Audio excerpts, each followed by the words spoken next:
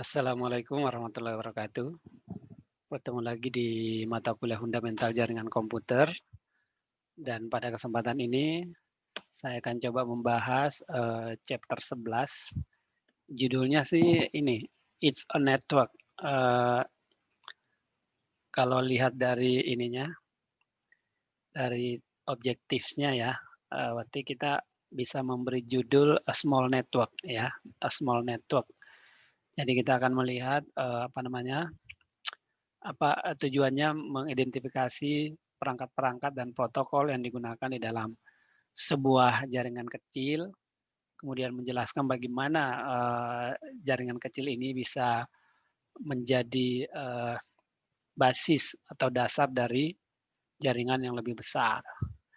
Ya, kemudian menjelaskan kebutuhan untuk pengukuran keamanan dasar ya di perangkat-perangkat jaringan, terus mengidentifikasi kerawanan ya dan bagaimana teknik-teknik mitigasinya secara umum. Kemudian bagaimana mengkonfigurasi perangkat-perangkat jaringan dan lalu dengan adanya fitur hardening ya untuk memitigasi ancaman-ancaman keamanan. Kemudian menggunakan output dari beberapa komen seperti ping dan trace untuk melihat kinerja dari jaringan tersebut. Kemudian menggunakan perintah-perintah dasar dari ini, command show, untuk melihat konfigurasi dan status dari perangkat, ya seperti itu. Jadi ini judulnya small network, bisa kita kasih judul small network, jaringan kecil ya. Lanjutnya menggunakan perintah ini host ya untuk mendapatkan informasi tentang perangkat-perangkat di dalam jaringan. Terus nanti melihat file system di router maupun di switch, lalu menerapkan komen ini untuk backup dan restore file konfigurasi dari sistem operasinya. Baik, jadi kalau kita lihat ya topologi jaringan yang kecil, yang sederhana itu seperti ini, ada satu router ya yang terkoneksi ke internet. Lalu di satu sisi ada jaringan lokal ya. Di situ ada switch, ada server dan ada beberapa perangkat and device. Oke. Nah, ada beberapa hal yang perlu dipertimbangkan ketika akan membangun sebuah jaringan yang kecil gitu ya. Yang pertama tentunya saja adalah cost ya, cost biayanya. Kemudian port yang akan perangkat-perangkat yang akan dibeli, portnya berapa ya, jangan sampai membeli yang portnya banyak tapi kebutuhannya cuma sedikit gitu ya. Atau misalnya nanti kebutuhannya banyak tapi belinya sedikit, yang portnya sedikit, itu perlu dipertimbangkan karena akan menyangkut faktor yang pertama yaitu biaya. Semakin banyak portnya artinya semakin kompleks di dalamnya, semakin mahal. Lalu kecepatannya juga ya, seberapa penting kecepatan di suatu organisasi yang menerapkan jaringan tersebut, itu perlu dipertimbangkan. Kemudian expandable dan modular, port-portnya ini yang mana yang mau dibeli ya.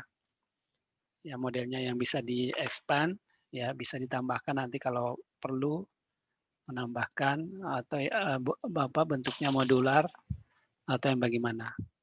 Lalu pilih yang manageable ya, yang bisa dikelola, bisa di-manage.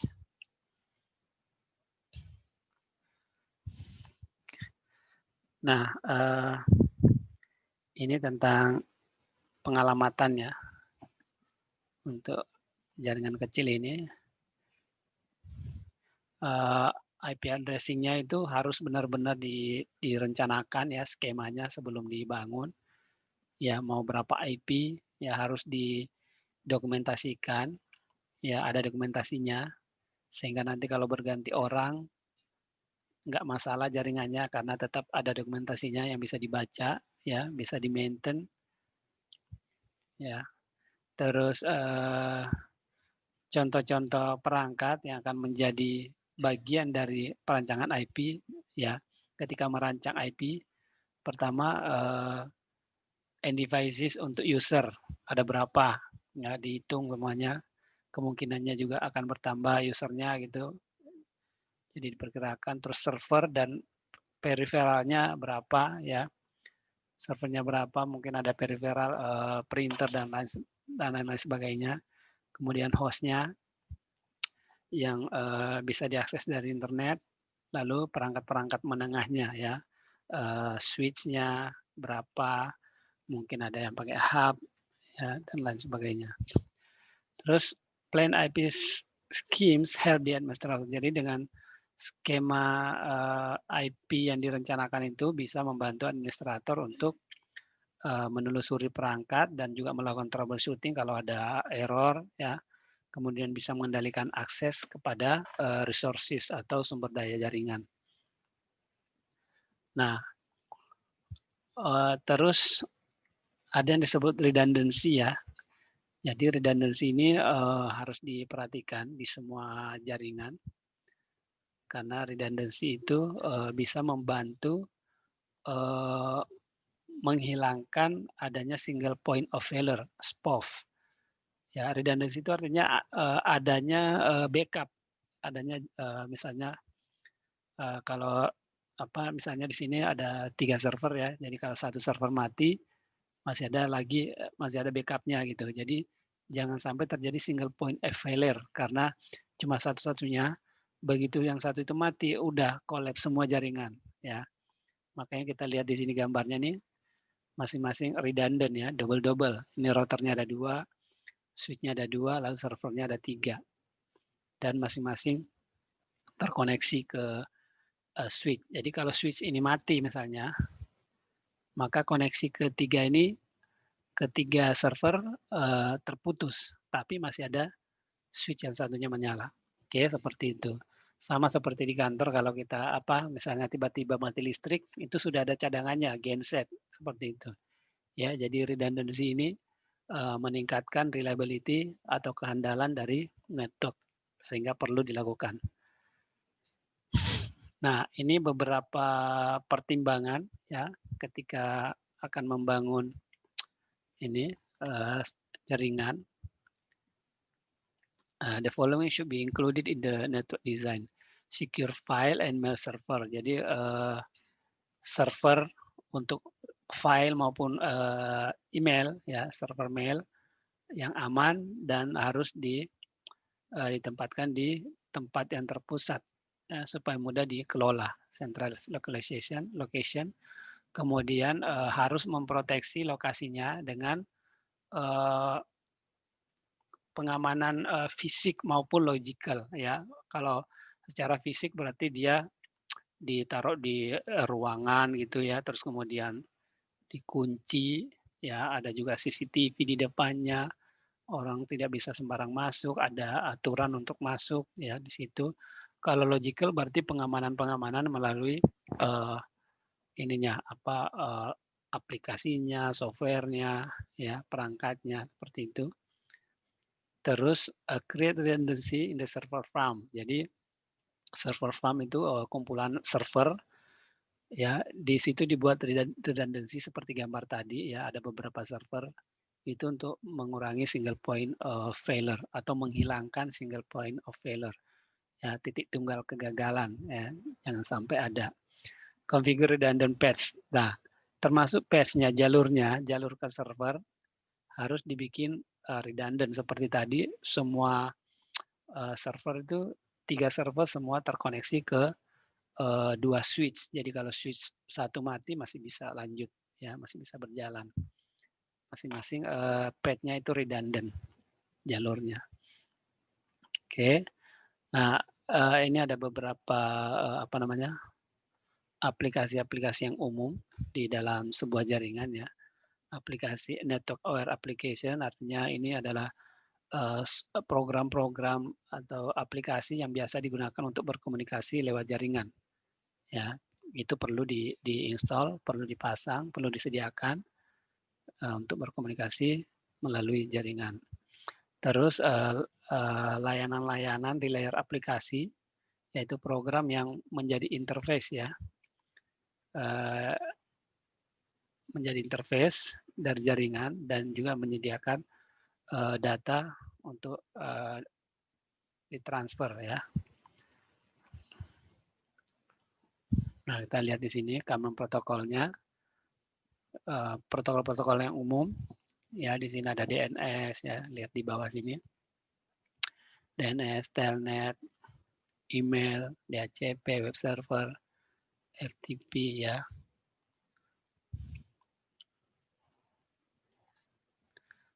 Oke, jadi protokol jaringan itu apa sih isinya ya? Memproses sesi komunikasi ya, menentukan tipe pesan, sintaks dari message-nya, makna dari setiap field dalam informasi, kemudian bagaimana pesan itu dikirim, dan kemudian responsnya seperti apa, lalu interaksi dengan layer-layer di bawahnya gitu ya, yang lebih rendah. Oke, nah ini ada beberapa real-time application yang biasa digunakan di jaringan.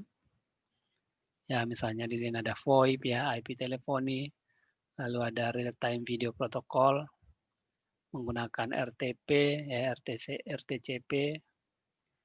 Ya, infrastrukturnya di sini perlu dievaluasi untuk memastikan bahwa benar-benar mendukung aplikasi real-time ini. Ya, VoIP, IP teleponi ya, dan real-time video protocol. Nah, scaling a small network ya. Jadi jaringan kecil ini bisa jadi suatu saat nanti dia bisa berkembang, ya kan? Karena maka ada beberapa consideration ya, pertimbangan yang penting ketika small network ini tumbuh menjadi network yang lebih besar. Yang pertama dokumentasi. Ini harus benar-benar ada dokumentasinya ya, baik secara kertas maupun secara digital file ya, secara fisik maupun logikalnya, topologinya. Ini perlu karena ini adalah alat komunikasi orang-orang yang terlibat di dalam jaringan ya, misalnya administratornya mungkin suatu saat administratornya pergi ya, mengundurkan diri atau ganti orang, pindah tempat kerja, maka administrator selanjutnya nggak bisa nanya-nanya terus ke administrator yang sudah pergi itu ya, jadi dia bisa membaca dokumentasinya. Oke. Kemudian device inventory, ini harus ada inventory dari perangkat-perangkat ini, ada di mana aja ya perangkatnya, jumlahnya berapa, kondisinya bagaimana, ya ada inventory-nya. Kemudian budget, ini harus dipertimbangkan ketika akan menjadi larger network, ya budgetnya pasti akan bertambah ya, karena akan ada pembelian equipment, pembelian perangkat ya. Kemudian budget IT-nya ya, setiap item tuh pasti ada anggaran. Kemudian juga harus melakukan analisis lalu lintas jaringan ya, protokolnya, aplikasinya, dan layanannya. Demikian juga kebutuhan yang semuanya harus didokumentasikan.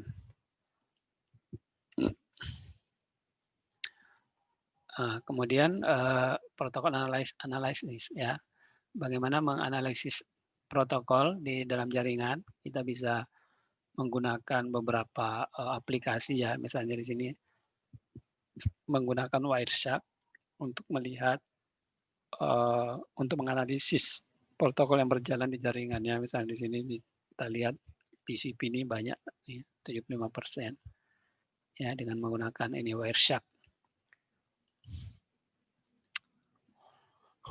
Ya, terus ini bagaimana perubahan-perubahan kebutuhan protokolnya ya. Network administrator can obtain IT snapshot of employee application utilization. Ya, snapshot. Jadi bisa apa namanya, menggunakan snapshot ya untuk melihat penggunaan jaringan itu, ya, melihat penggunaan jaringan dan juga kebutuhan ini traffic flow-nya, ya. Snapshot membantu ini snapshot help inform network modification needed in order to optimize. Jadi snapshot ini membantulah ya untuk mengoptimasi produktivitas dari karyawan, karena bisa dilakukan modifikasi yang memang diperlukan ya. Jadi ketika kita melihat ini apa namanya, penggunaan jaringan itu ternyata lebih banyak ini ya, lebih banyak pakai misalnya email. Nah, berarti emailnya nanti mungkin ditambah kapasitasnya ya untuk meningkatkan produktivitas pegawai seperti itu. Nah, kita lihat ancaman-ancaman ya terhadap keamanan jaringan. Kategorinya di sini kebetulan di sini kita lihat ada 4 ya, information theft, ada pencurian informasi, data loss and manipulation, ada kehilangan dan atau manipulasi data, identity theft, pencurian identitas, dan disruption of service. Jadi gangguan terhadap layanan ya. Layanan itu diganggu supaya tidak berfungsi sebagaimana mestinya. Nah, jaringan itu perlu banyak jenis keamanan, dan salah satu keamanan yang sangat penting yang paling awal yang mesti dipertimbangkan adalah keamanan fisik, ya, physical security. Ada 4 jenis di sini ancaman fisik. Ya, ancaman fisik yang pertama ancaman terhadap hardware ya, perangkat kerasnya. Apa ancaman fisiknya? Ya kerusakan ya, kerusakan di server, router, switch, kemudian cabling plan ya, kabel-kabelnya yang ditanam, dan juga workstation-nya ya. Terus ada environmental threats, ancaman lingkungan ya, temperatur yang ekstrim ya, terlalu panas atau terlalu dingin, kemudian kelembaban yang terlalu ekstrim juga ya, mungkin terlalu basah, terlalu kering. Ya, itu bisa menjadi ancaman terhadap perangkat-perangkatnya. Kemudian ada ancaman electrical ya, yang berkaitan dengan listrik ya, voltage spikes ya, naik turunnya voltase yang apa namanya, mungkin drastis ya. Lalu insufficient supply voltage ya, supply-nya voltasenya enggak cukup, unconditioned power ya, dan juga total power loss. Kemudian ancaman terhadap maintenance ya, misalnya poor handling, jadi penanganannya yang enggak tepat ya terhadap komponen-komponen listriknya ya, elektrikalnya. Kemudian lack of critical spare parts ya, mungkin spare part-nya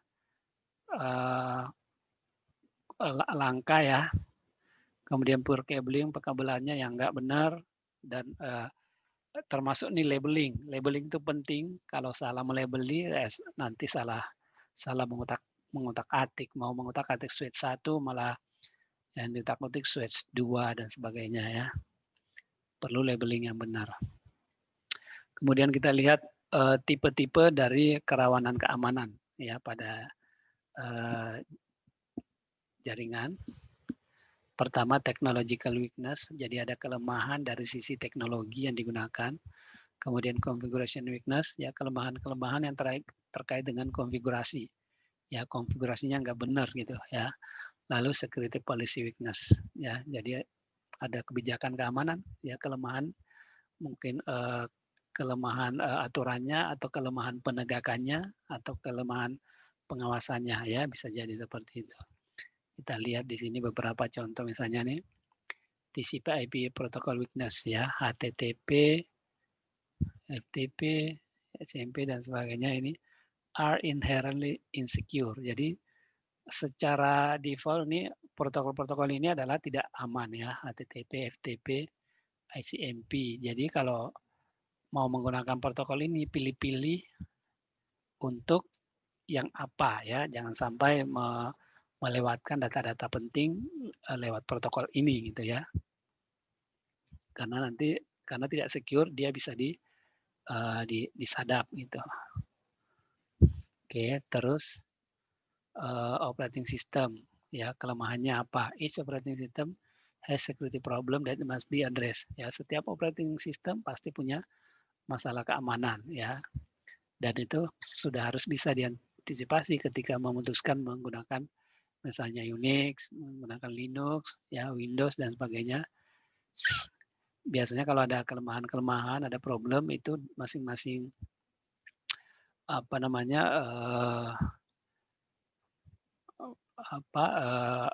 vendor atau pembuat dari sistem itu sudah akan menyediakan namanya patch ya, update. Lalu network equipment weakness-nya ya, virus seperti router, firewall, switch itu juga memiliki masing-masing kerawanan ya. Oke. Nah, kita juga bisa melihat vulnerability yang lain ya, seperti virus, worm dan trojan ya. Ini sejak dulu terus berevolusi mengikuti perkembangan teknologi juga ini ya, virus-virus, worm, trojan ya. Terus ada ancaman dari sisi ini nih, reconnaissance, access dan DOS attack ya. Serangan-serangan reconnaissance itu serangan-serangan yang berupa pengumpulan informasi ya. Jadi dengan mengumpulkan informasi kita akhirnya bisa tahu nanti kelemahannya apa, kekurangannya apa, di mana yang bisa diserang ya, melalui internet queries ya. Terus ping sweep, jadi melakukan ping untuk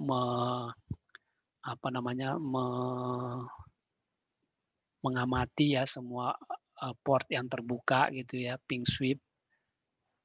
Kemudian port scan, yang men-scan port-portnya, yang mana yang sedang aktif, yang mana yang tidak aktif.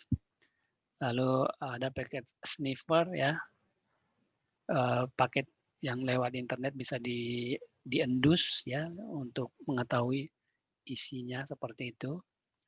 Nah, ini adalah proses-proses yang disebut reconnaissance. Okay. Yang dilakukan oleh seorang attacker ya, yang terkoneksi ke jaringan. Lalu dengan memanfaatkan informasi-informasi tersebut, dia bisa melakukan serangan terhadap jaringan. Ya, kemudian juga ada serangan terhadap akses ya.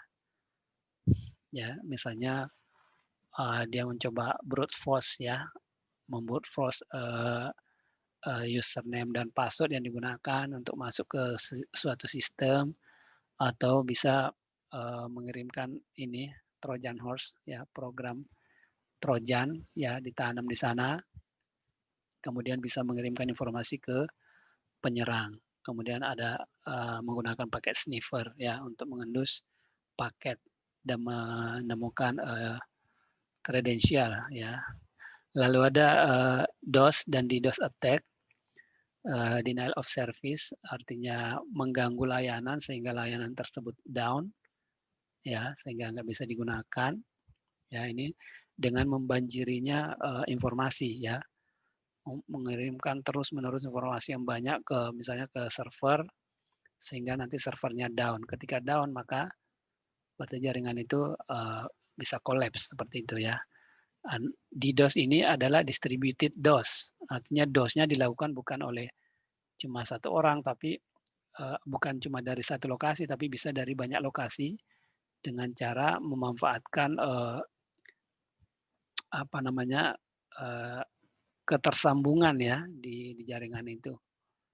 Ya, misalnya ini yang menyerang, tapi kemudian perangkat-perangkat yang dia bisa compromise terus menyerang ke sini juga, distributed ya. Nah, kemudian mitigasinya apa yang bisa dilakukan? Pertama backup, ya, lalu upgrade, update, dan patch. Ya, ini backup, selalu punya backup, baik perangkat, file, perangkat keras, perangkat lunak, masih ada backupnya. Ya, di upgrade untuk software-software, di upgrade, selalu di upgrade. Kalau ada upgrade baru segera di upgrade, di update. Ya, kalau ada perkembangan dari OS-nya di update. Lalu kalau ada kebocoran-kebocoran silakan dicari patch-nya. Ya, biasanya setelah ada security breach itu pasti akan langsung dibuatkan patch-nya atau ininya, istilahnya tuh obatnya lah, obat dari kelemahan tersebut, ya, patch. Ya, kemudian selalu menginstall ininya ya, security patch-nya. Pasang juga antivirus dan sebagainya, antivirus terbaru ya. Lalu ini diterapkan juga nih AAA ya, Triple A, Authentication Authorization Accounting ya. Ini untuk mencegah user yang tidak sah untuk masuk dan memanfaatkan jaringan ya. Authentication Authorization Accounting. Bedanya apa? Silakan di authentication berarti dia user dan administrator harus membuktikan identitasnya ya. Jadi authentication. Kalau authorization setelah dia berhasil di autentikasi, ketahuan identitasnya, maka dia harus di authorize ya, dilakukan autorisasi, artinya user atau administrator ini haknya apa aja, dia bisa mengakses apa aja ya, itu dia bisa diizinkan melakukan apa. Lalu accounting merekam apa aja yang dilakukan oleh si user tersebut ya, sudah diautentikasi, sudah di authorization, kemudian tindakan-tindakannya harus direkam ya sebagai bentuk accounting. Oke. Nah, mitigasi yang lain adalah menggunakan firewall ya, firewall di jaringan. Ya, firewall ini untuk memfilter ya, memfilter apa yang difilter, bisa memfilter paket, memfilter aplikasi, memfilter URL-nya ya. Lalu ada SPI, Stateful Packet Inspection ini. Jadi incoming packets must be legitimate responsive to request from internal host. Oke, jadi firewall ini kita bisa lihat di sini nih, security appliances ya, server based firewall, Linksys ya, ini. Jadi intinya firewall itu nanti memfilter sehingga kalau yang nggak sesuai dengan syarat, maka dia di drop, nggak boleh lewat seperti itu. Semacam satpam lah ya, kalau masuk ke sebuah kantor, satpam itu akan mengecek identitas dari orang yang lewat. Kalau dia nggak punya kartu, nggak boleh lewat, seperti itu. Lalu ada keamanan untuk endpoint-nya, ya, perangkat-perangkat yang ada di ujung, ya, laptop, desktop, server, smartphone, tablet, ya, ini juga perlu menerapkan mekanisme keamanan, ya, username supaya kalau laptopnya misalnya nanti ketinggalan, tidak disalahgunakan oleh orang jahat, ya, ada loginnya, ya, seperti itu. Dan employee itu harus mengikuti security policies dari perusahaan, ya, mau nggak mau nih harus. Ketika terjadi pelanggaran maka dia bisa dikenai sanksi, ya. Policies often include biasanya kebijakan itu termasuk penggunaan antivirus dan intrusion prevention, ya. Oke. Nah, sekarang ini introduction to securing devices, bagaimana mengamankan perangkat. Part of network security, bagian dari keamanan jaringan adalah mengamankan perangkatnya, ya, termasuk perangkat-perangkat ujung ya, end devices, dan perangkat yang ada di tengah, intermediate devices. Ya, end devices seperti laptop, ya, PC, printer, intermediate-nya yang di tengah ya, switch, router, ya. Nah, ini default username and password should be changed immediately. Jadi begitu memasang perangkat, harus segera mengubah username dan password defaultnya. Ya, jangan sampai ada serangan langsung menggunakan ini, dia masuk dan bisa mengacak-acak jaringan. Ya, jadi segera setelah dipasang ganti defaultnya. Kemudian akses to resources ya, sumber daya harus dibatasi hanya kepada orang yang authorized ya, artinya dia diautentikasi kemudian terautorisasi ya. Any unnecessary service, layanan-layanan dan aplikasi yang nggak perlu itu harus dimatikan. Kalau perlu di uninstall. Ya, dimatikan, kalau perlu di uninstall, tidak dipasang.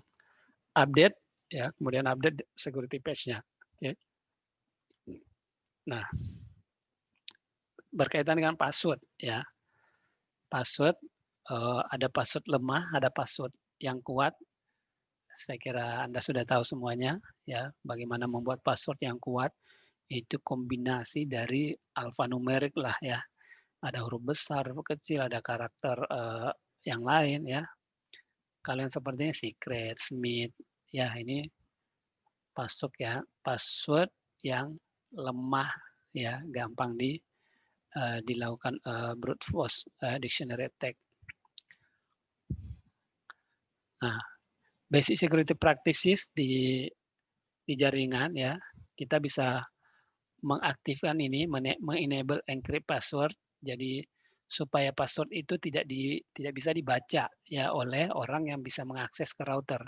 Ya, kalau kita bisa mengakses ke router, kemudian kita menjalankan show running config ya untuk melihat konfigurasi yang sedang berjalan, maka kita bisa membaca di sana username-nya, password-nya.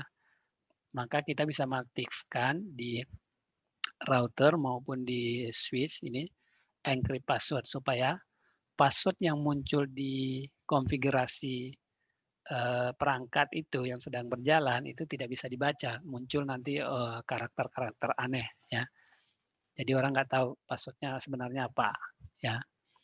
Require minimum length password ya. Jadi gunakanlah panjang password minimum ya. Minimalnya misalnya kalau untuk yang kuat itu minimal misalnya 8 karakter. Ya, minimal gunakan 8 karakter, jangan 7 karakter. Ya, kalau 7 karakter mungkin tools untuk password cracker itu cepat menemukannya. Ya, semakin panjang, tapi jangan sampai juga lupa kalau terlalu panjang ya. Pokoknya harus bisa di manage gitu.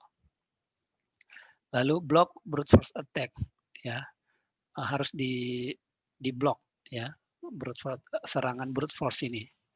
Use banner message ya, gunakan pesan-pesan banner ini biasanya untuk menakut-nakuti orang yang nggak berhak ya, misalnya ketika mengakses ke router terus dikasih tahu hanya hanya administrator yang boleh ini menggunakan ya, itu banner. Kemudian set exact time out, jadi ini harus disetting untuk membatasi orang mencoba-coba ya, coba sekali gagal, coba lagi 2 kali. Nah, kalau itu nggak dibatasi, itu nanti bisa ketemu ya. Jadi kalau orang yang benar-benar sah untuk mengakses jaringan itu, pasti kalaupun salah, mungkin salah ketik. Oke, sekali salah masih bisa mengulangi. Oke, mungkin sampai 3 kali. Kalau sudah sampai 4 kali masih salah, berarti dia dicurigai lah, bukan orang yang memiliki akses. Ya, mungkin dia mencoba-coba gitu. Jadi harus dibatasi ya, harus ada time out-nya ya. Lalu kita juga bisa mengenable SSH ya, secure shell. Ini gunanya untuk remote access ya. Jadi kalau kita mungkin tidak berada di lokasi router atau switch yang mau dikonfigur, kita bisa mengakses dari tempat lain dengan menggunakan SSH ya. Kemudian ketika kita melakukan tes konektivitas ya jaringan menggunakan ping, bagaimana kita menerjemahkan ininya pesan-pesan ICMP-nya ya. Kalau di situ tulisannya unreachable, berarti dia nggak bisa dijangkau. Kenapa nggak dijangkau? Harus dicari ininya ada di mana, errornya ada di mana. Oke, kemudian ping-nya itu ya perintah ping ternyata bisa di-extend ya supaya apa mungkin bisa menampilkan beberapa parameter yang lain ya. Ping ini di router 2 nih menggunakan perintah ping terus enter biasanya kan langsung dimasukkan ini aja nih. Tapi kalau kita mau mengaktifkan extended command maka kita masukkan perintah ping aja ya, terus kita masukkan IP address, extended command-nya jawab yes, kemudian interface-nya apa ya. Ini akan menghasilkan informasi yang lebih banyak daripada ping biasa. Nah ini contoh-contohnya ya. Kalau ngeping nih, ping ini ininya reply from. Berarti ini konektivitasnya berjalan, nyambung ke ini, ke destination ini nyambung ya. Ini juga nyambung ya, ping. Oke. Lalu ping-nya ini bisa di-save ke sebuah file teks ya, file teks ya seperti file notepad gitu. Dia bisa disimpan ya. Karena kalau kita jalankan ini di router kan misalnya suatu saat kita ingin menganalisis ini ya misalnya ada banyak dan ingin menganalisis mungkin susah kalau dianalisis secara online kan. Dia bisa disimpan ke dalam file untuk dipelajari nanti offline atau selanjutnya gitu ya. Nah, caranya ini mulai di terminal session start text capture ya di sini nih. Misalnya di sini pakai hyperterminal ya, kita capture ya, kemudian ping ya dari sini router ping lalu stop kemudian save filenya. Filenya nanti bisa dianalisis seperti itu. Nah, kemudian ada perintah tracer ya, bagaimana menerjemahkan output dari perintah tracer ini, pesan tracer ya. Tracer itu perintah untuk menelusuri lewat jalur menuju tujuan. Misalnya di sini tracer 10102. Berarti kita akan melihat lewat router mana aja sih untuk menuju ke sini ya. Di mana nih 10102 ada di mana? Di sini nih 10102 terus perintah tracer dijalankan di router ini. Maka nanti dia akan memberikan informasi, oh ya untuk menuju ke sini lewat router ini, lewat ini baru sampai. Ya, jadi 1, 2, 3 ada 3 hop. Ada 3 lompatan baru sampai ke tujuan. Yaitu tracer. Fungsi perintah tracer seperti itu. Kemudian ini perintah show ya. Jadi ini penting banget nih perintah show ini, show apa ya. Baik di router maupun di switch ya, ketika Anda lupa apa aja, ketikan aja show terus tanda tanya. Nah, akan muncul nih running config. Ya, show running config ini berarti untuk melihat konfigurasi yang sedang berjalan di perangkat. Show interface untuk melihat interface yang ada di perangkat. Show ARP untuk melihat address protokolnya, address resolution protokol ya, untuk melihat addressnya ya, IP, MAC address. Show IP route untuk melihat rutenya. Show protokol untuk melihat protokol-protokolnya. Show version untuk melihat versi dari perangkat. Ya, itu perintah-perintah show. Perintah-perintah ini sangat penting untuk administrator jaringan.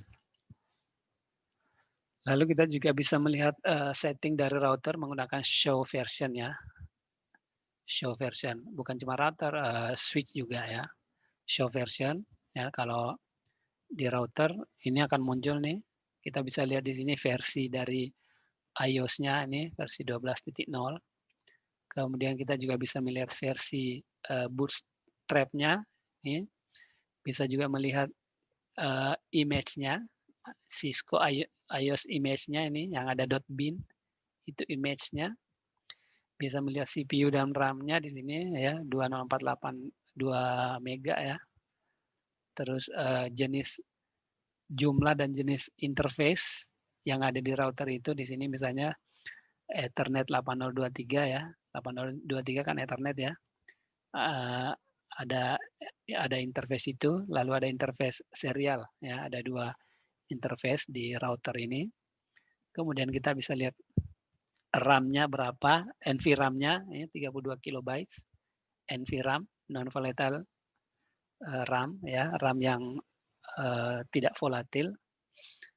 Terus jumlah flash-nya nih, lalu configuration registernya nih 0x2102. Ini kalau switch-nya, show version untuk switch ya, kita bisa lihat di sini ininya versinya ya 12.02, bootstrap-nya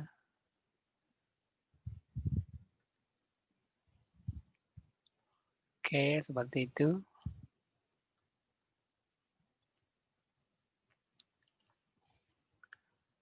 Nah, perintah ipconfig command ya, ini juga bagus ya kalau mau melihat nih.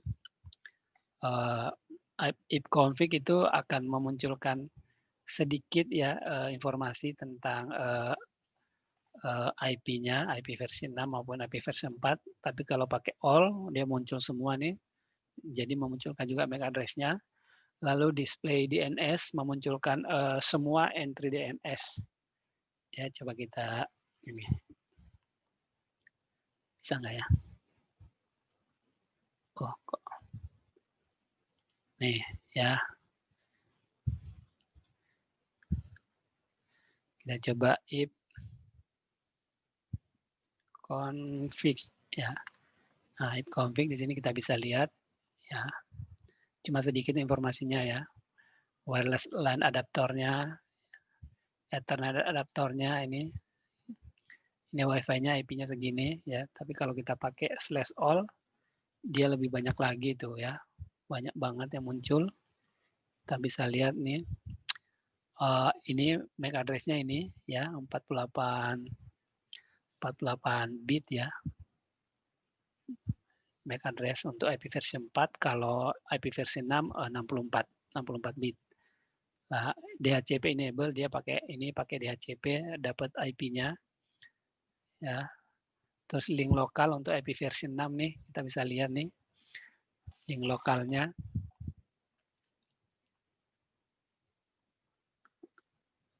Ya, ini subnet mask-nya, DHCP servernya. Oke. Seperti itu. Terus kalau yang tadi display DNS. Nah, muncul semua nih DNS-nya. Di sini ada Cloud Voltec ya.